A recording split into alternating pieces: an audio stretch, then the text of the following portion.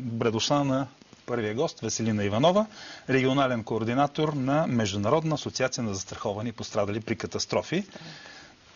Сериозно, влизаме в сериозна тема. Кажете две думи за вашата асоциация, госпожа Иванова. Международна асоциация за застраховани и пострадали при катастрофи е неправителствена организация с нестопанска цел. Седалището ни е в град Варна. Председател на нашата асоциация е господин Иван Николов.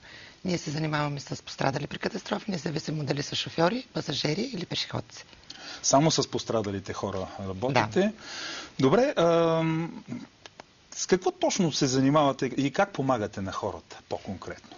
Значи, когато настъпи едно пътно-транспортно происшествие и има пострадали, на тези пострадали се полага обезщетение финансово и съответно една добра опора. Тези хора имат нужда от лечение. Нашия пакет от социални услуги на нашата асоциация е доста голям. Ние разполагаме с оторизирани линейки, за да може да превозим пострадалия до всяко едно лечебно заведение. Също така, ние разполагаме с много добри психолози и оказваме помощ и в тази насока.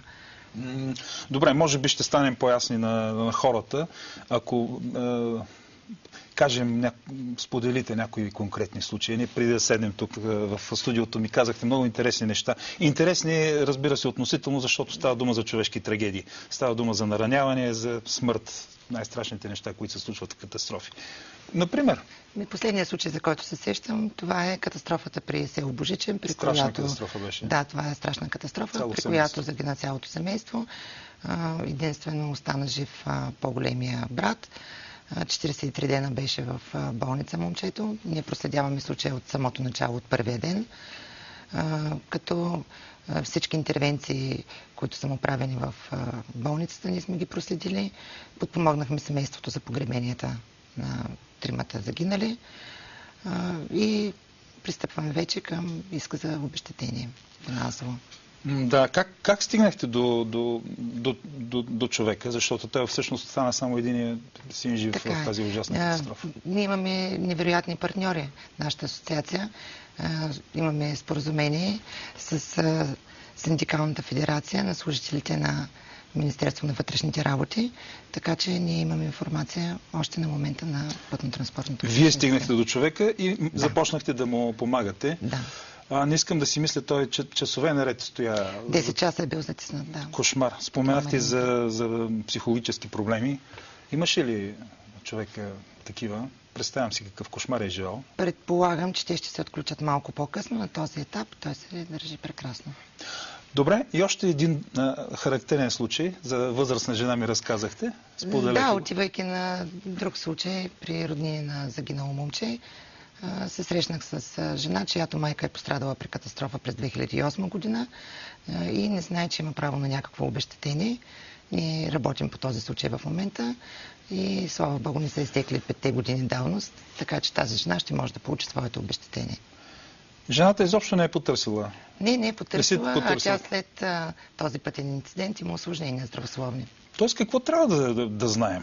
Че във всяко едно подобно происшествие ние имаме право на обезщетение, че не е достатъчно да се зарадваме, че сме живи и здрави или сме пострадали леко. Абсолютно имаме право на обезщетение и това обезщетение нашите адвокати го подсигуряват, водейки разговорите с застрахователите. С застрахователите. Да. Сега преди да седнем си казахме, че всъщност вие по някакъв начин стоите срещу хватките, хитростите и опитите на застрахователи да се измъкват от определени случаи. Кои са най-леките случаи, които могат да бъдат обезщетявани?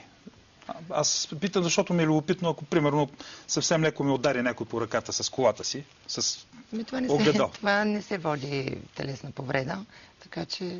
Как достигате до истината и как достигате до възможността хората да бъдат обезщетени най-правилно, най-пълно? Значи това са редици проучвания, това са документи от болничното заведение, документи от съдебен лекар, така че...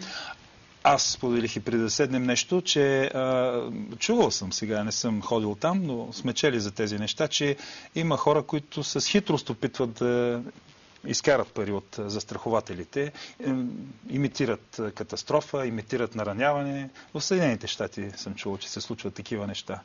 На този етап мисля, че при нас е невъзможно да се случи.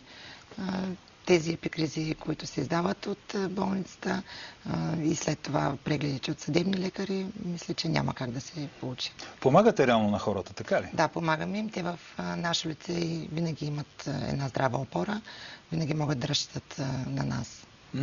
Нека да кажем още веднъж. Представлявате Международна асоциация на застраховани и пострадали при катастрофа. Как да се свързват хората с вас? Как могат да ви открият? Могат да ни открият в интернет, могат да ни потърсят и на националния ни телефон 0700 164 57. Да, на този телефон. Какво? Аз... Дано да не знам какви пожелания да отправя, да не се налага, но ако се наложи, Да. не дай Боже, можете да бъде... Ще продължим след малко разговор. Уважаеми